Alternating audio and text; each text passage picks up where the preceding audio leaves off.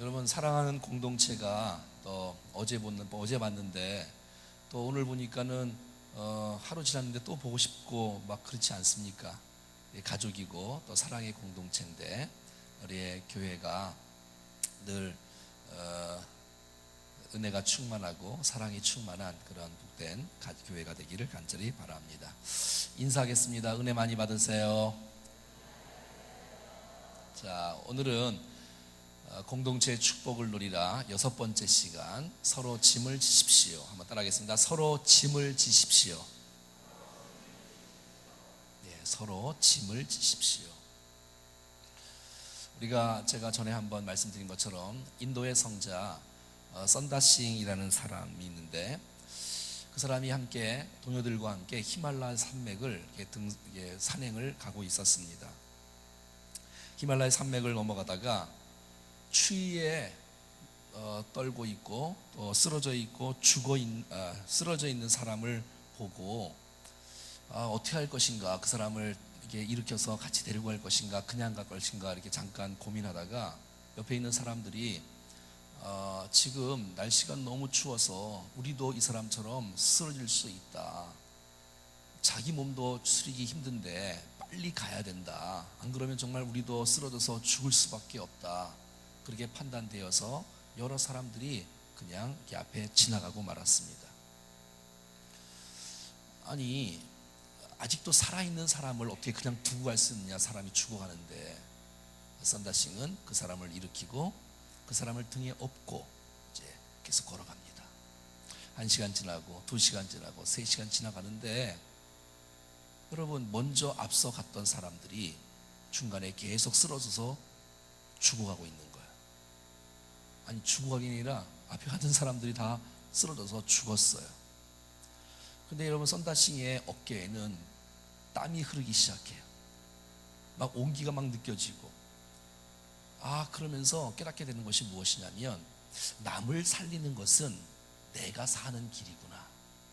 나도 그냥 갔으면 추워서 쓰러질 수밖에 없었을 텐데, 내가 그 사람을 업고 가니까 그 체온 때문에 또 힘듦 때문에 막 온몸에 땀이 나고, 땀 나는 것 때문에 내가 살고, 땀 나는 것 때문에 등에 업힌 사람이 사는 역사가 일어난다는 것입니다. 남을 도와준다는 것, 남을 섬긴다는 것, 이것은 결국 그 사람을 살릴 것뿐만 아니라 나 자신이 사는 축복이 있다는 사실들을 우리 모두는 다 기억해야 될 줄로 믿습니다. 그래서 여러분, 섬김의 축복이라는 것, 사랑의 축복이라는 것은 공동체를 위하는 것뿐만 아니라 결국 그것이야말로 내가 인생을 가치 있게 사는 축복의 길인 것을 보게 된다는 것이죠. 이 믿음의 길이라는 것은 산행하는 것과 비슷하다고 생각이 되어집니다. 산행을 하다 보면 어떤 사람은 앉아서 쉬는 사람도 있고, 또 너무너무 힘들어서 또 더 이렇게 지쳐서 쓰러진 사람도 있을 수도 있겠지요. 영적으로 본다면 또 우리가 신앙생활을 하면서 때로는 신앙생활을 잘 열심히 정말 승리함의 인생을 살아가야 될 텐데, 중간에 신앙생활을 중단한 사람들도 있고, 우리 주위에는 또 시험 든 사람도 있고, 상처받은 사람도 있고, 아니 교회를 쉬는 사람도 있고, 신앙생활을 중단한 사람도 있을 것이에요. 왜? 그들의 아픔도 있을 것이고 괴로움도 있을 것이고. 근데 이것은 이렇게 대그룹 예배를 드릴 때는 이해할 수가 없어요. 그 사람이 어디가 아픈지, 어떤 고민이 있는지, 무슨 생각하는지를 전혀 알지 못해요. 그것은 작은 공동체로, 목장으로 있을 때 서로의 아픔을 알 수 있고, 서로의 고민을 나눌 수 있고, 서로 들어줄 수 있고 손붙잡아 줄 수 있는 이 놀라운 소그룹의 축복을 강조하는 이 충정교회에 하나님께서 서로를 좀 돌아볼 줄 알고 서로의 짐을 질 줄 알아 우리의 공동체가 좀 사는 역사가 일어날 수 있기를 축복합니다.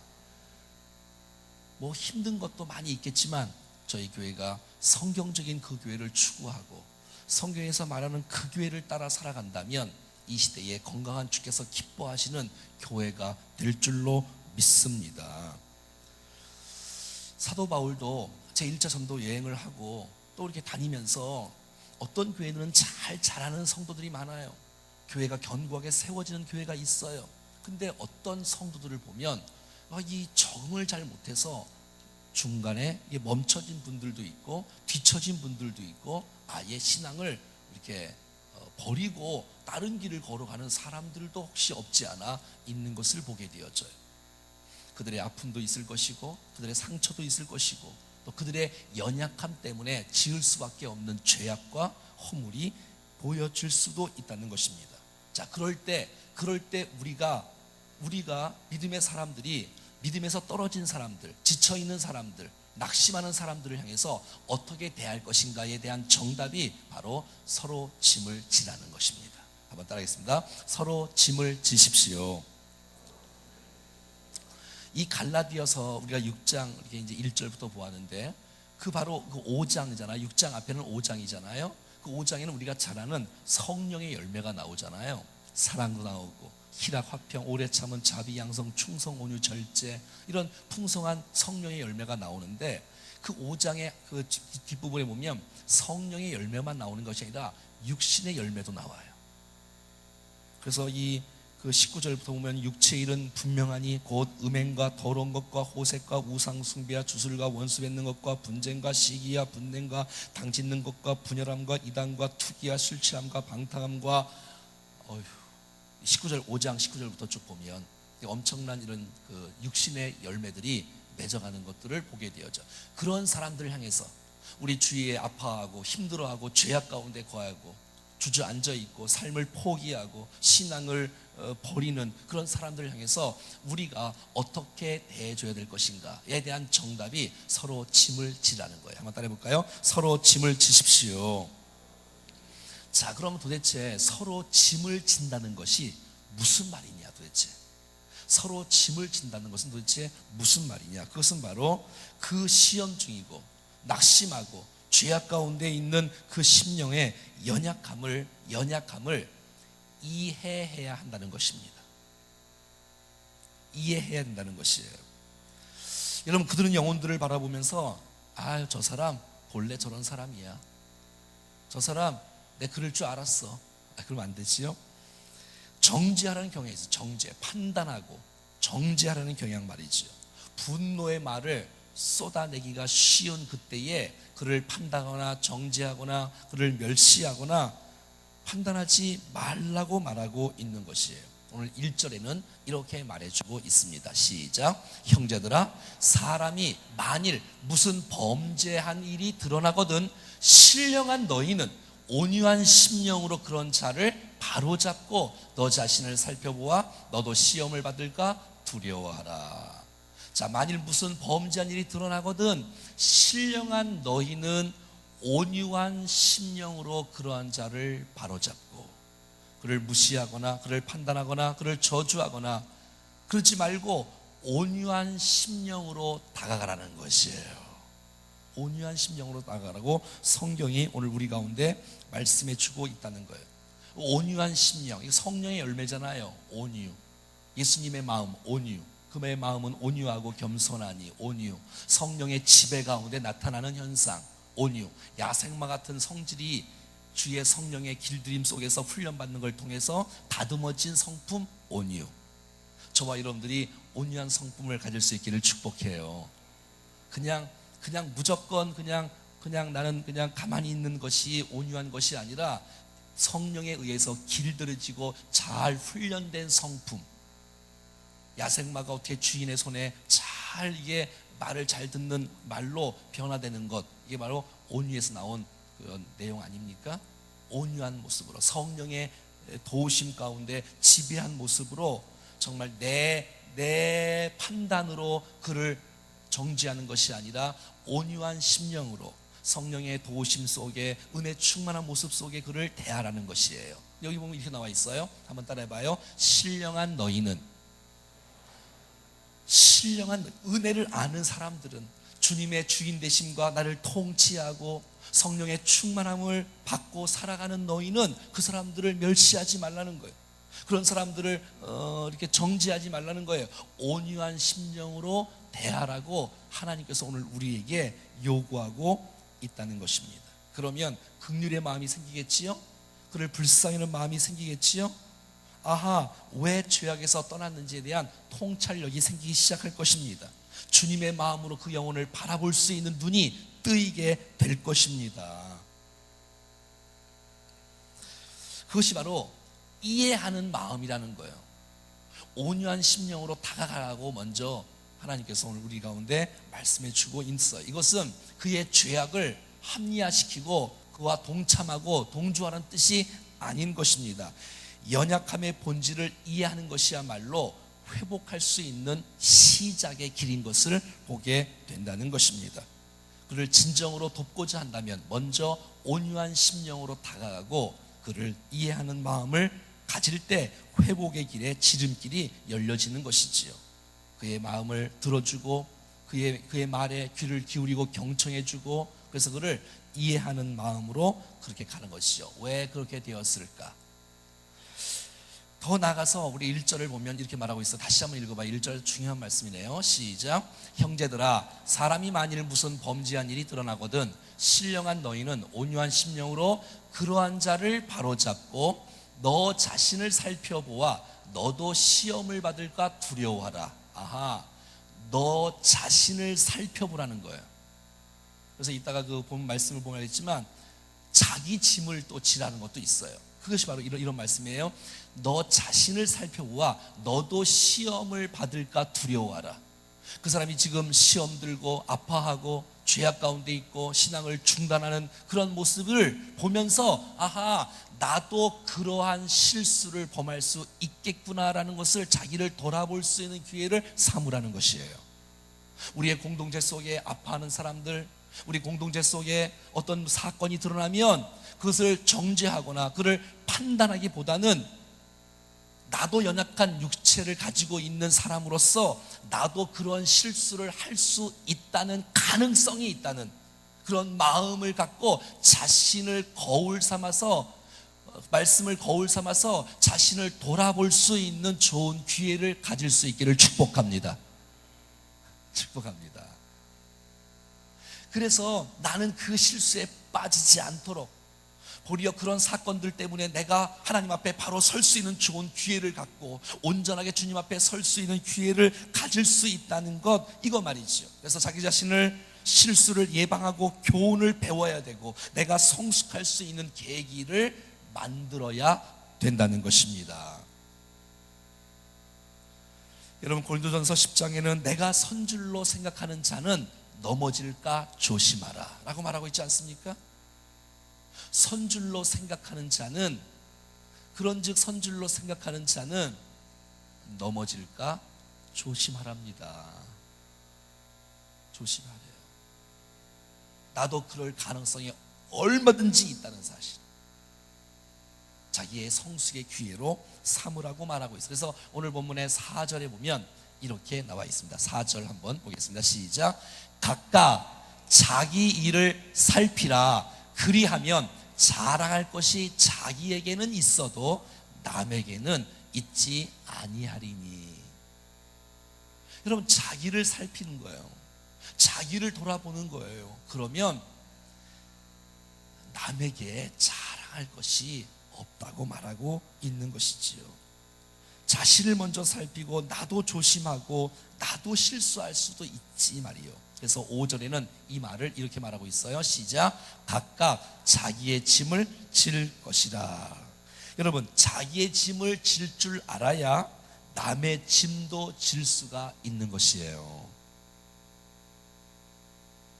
자기를 온전히 잘 돌아볼 수 있고 저희가 성령 충만함으로 주님 앞에 온전히 잘 준비되어 서 있을 때만이 다른 사람들의 짐을 져줄 수 있는 은혜가 있을 수 있다는 것입니다.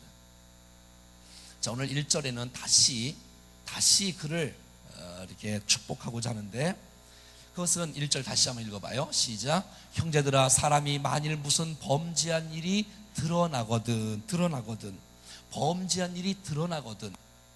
이 말은 무슨 의미냐면 드러날 때가 있다는 거예요.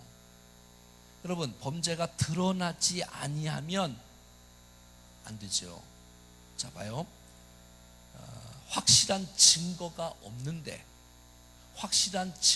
없는데도 불구하고 그 사람을 멸시하고 그 사람을 무시하고 그 사람을 판단하고 저 사람 저럴 사람이야, 저럴 사람이야. 그리고 죄악이 드러나지도 않았는데도 불구하고 그 사람을 판단하고 정죄하고, 사람이 세 사람만 모이면 한 사람이 화장실을 못 간답니다. 왜요? 자기 욕할까봐. 참 너무 안타까운 공동체 아니에요? 저 사람은 그럴 거야. 추측을 해서 막 화살을 꽂고 막 사람을 막 죽여버리고 그러지 말라는 거예요. 그래서 여러분, 정말 나쁜 소문은 입 밖에도 내지 않기를 바랍니다. 누가 여러분에게 다른 사람은 나쁜 사람이라고 말을 하면 그 말하는 사람이 나쁜 사람입니다. 틀림없이. 우리에게 다른 사람이 나쁘다고 말하는 그 사람의 말을 믿지 마세요. 여러분, 믿지 마세요. 그런 나쁜 사람이 어디 있어요? 남의 허물을 막 들춰내고 막 고발하고. 그는 성령님이 우리 안에 충만하게 역사하는 발언이 아닙니다, 여러분. 그런 것 때문에 사단이 틈을 타서 꼭 말을 할 때 자기 입장에서 말을 하고, 혹시 허물이 5가 보이면 거기다가 또 뻥을 더 심어서 50을 얘기를 해. 한 사람을 완전히 바보 만드는 거예요. 확실한 증거가 있어도 온유한 심령으로, 신령한 너희는 정말 그를 축복하는 마음으로 다가가라고 말하고 있는데도 불구하고 드러나지도 않았는데 우리가 이렇게 막말을 하게 되면 안 된다고 성경은 말하고 있는 것입니다. 혼자의 힘으로 빠져나올 수 없는 궁지 속에 빠져든 일이 있거든, 이런 말이 바로 드러나거든 이란 뜻입니다. 누가 와서 도와줘야 돼. 왜냐하면 욕하는 것이 목적이 아니라 그를 회복시키는 것이 목적인 줄로 믿습니다. 그래서 여러분, 그런 자를 바로 잡아줘야 되는데 어떻게 하느냐? 2절에 나와 있습니다. 2절에 해답이, 시작. 너희가 짐을 서로 지라, 그리하여 그리스도의 법을 성취하라. 자, 이 말이 무슨 말이냐면, 그래서 너희가 짐을 서로 져주라는 거예요. 그러면 그리스도의 법이 성취된다는 것이에요. 그리스도의 법은 도대체 무엇을 의미합니까, 여러분? 자, 그걸 이제 바로 잡고라는 말이 1절에 나오잖아요. 바로 잡고, 그것은 회복시키는 거예요. 회복시키는 것. 뼈가 탈골됐을 때 바로 잡는 것, 기능을 회복할 수 있도록. 어부가 그물로 이게 고기를 잡다가 그물이 찢어지면 그물을 이렇게 깁고 수리하고 이렇게 헤어진 부분들을 이렇게 꼬매는 그러한 것들이 바로 그러한 자를 바로 잡고라는 뜻인데, 그래야지만이 온전한 그물이 될 수 있고 하는 것처럼 말이죠. 시험 속에, 죄악 속에 빠져 있는 사람들을 죄악이 드러나거든 그를 먼저 온유한 심령으로, 신령한 너희는 그들에게 이해하는 마음으로 다가가고, 나 자신이 그러한 죄를 빠지지 않도록 자기 자신을 추스리는 좋은 기회가 바로 되어져야 되며, 더 나아가서 서로의 2절에 각자의 짐을 지고 그리스도의 법을 성취하라고 말하는 거예요. 그리스도의 법이란 사랑을 의미합니다.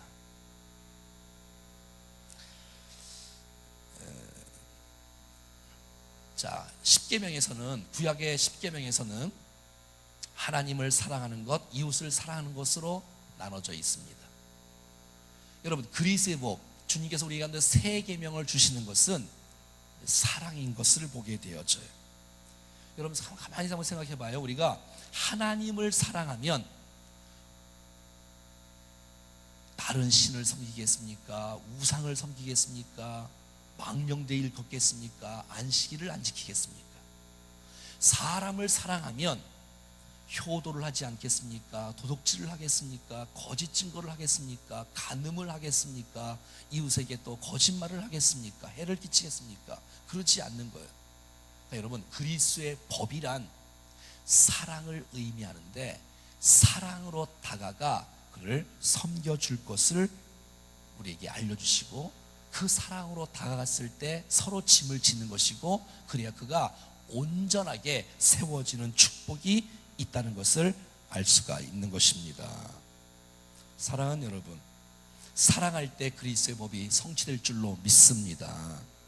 정죄는 이웃을 회복시킬 수가 없습니다. 판단은 이웃을 살릴 수가 없습니다. 충고와 잔소리는 절대 사람들을 회복시킬 수가 없습니다. 전략을 바꿔야 돼. 무엇으로? 사랑으로 말이지요. 인간의 변화의 유일한 도구는 사랑입니다. 사랑으로 사람을 바꾸는 것입니다. 사랑으로 이웃을 변화시키는 것입니다.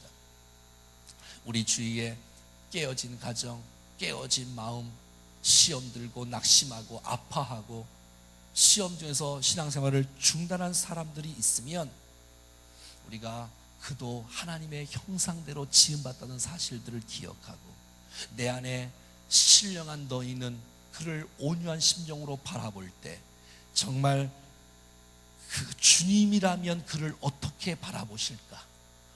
주님이라면 그를 어떻게 바라보실까? 라는 그러한 안목으로 상대방을 쳐다보고 그렇게 다가갈 때 사람이 은혜가 전달되어지고 감동이 전달되어져서 변화의 역사가 나타날 수 있다는 것입니다. 그의 고통을 느끼라는 것입니다. 그의 아픔을 내 아픔으로 느끼라는 것입니다. 그의 절망을 이해하라는 것이에요. 그의 눈물이 내 눈물이 되기를 원하라는 것입니다. 그래서 우리가 이 땅에 살아가는 동안에 주님의 손과 발이 되어, 주님의 시선이 되어, 주님의 가슴으로 그들에게 손붙잡아주고, 그들을 사랑으로 다가가서 그들을 끌어안아주고, 그의 흐르는 눈물을 닦아주고, 함께 주님의 손과 발이 되어서 그들을 견고하게 붙잡아줬을 때에 하나님께서 우리를 통해서 그들이 회복되는 놀라운 축복이 있을 것이라고 말해주고 있다는 것입니다. 사랑하는 여러분, 정말 우리가 부족한 사람들이지만 우리 주위에 사랑으로 다가가서 지쳐있는 사람들을 세울 수 있는 축복의 통로가 된다면 여러분은 위대한 인생을 살아가는 축복의 통로인 줄로 믿습니다. 주님이 나를 대했던 것을 한번 생각해 보십시오. 나도 지쳐있고, 나도 상처나고, 나도 도망가고 외면하고, 나도 쓰러져 있었는데도 불구하고 하나님 우리를 사랑하시는 그 사랑을 중단하지 아니하시고 계속 그 사랑을 부어주시고 독생자 예수를 보내시고 나를 위해 찢기시고 나를 끝까지 사랑하셨던 그 사랑 때문에 우리가 주님 앞에 회복할 수 있었던 근거가 있었다면, 우리도 예수님처럼 우리 주위에 있는 아파하는 사람들에게 사랑으로 다가가 그리스도의 법을 성취하고 서로의 짐을 지며 그가 용기를 얻고 힘을 얻고 다시 온전한 사람이 되어 원래 의도했던 하나님의 비전과 하나님의 사명을 깨달아 이제는 그냥 쓰러져서 일어날 뿐만 아니라 일어나서 위대한 하나님 앞에 쓰임받을 수 있는 일에 마음껏 사용될 수 있도록 우리가 그를 이해하는 마음과 그를 축복하는 마음과 배려하는 마음이 우리 마음속에 있어져야 된다는 것입니다. 사랑하는 여러분, 저와 여러분들을 통해서 서로 짐을 줬을 때, 짐을 져 주었을 때 우리의 공동체들이, 우리의 가정과 우리 목장의 식구들과 연약한 사람들이 견고하게 잘 세워지는 역사가 일어날 수 있기를 간절히 소원합니다.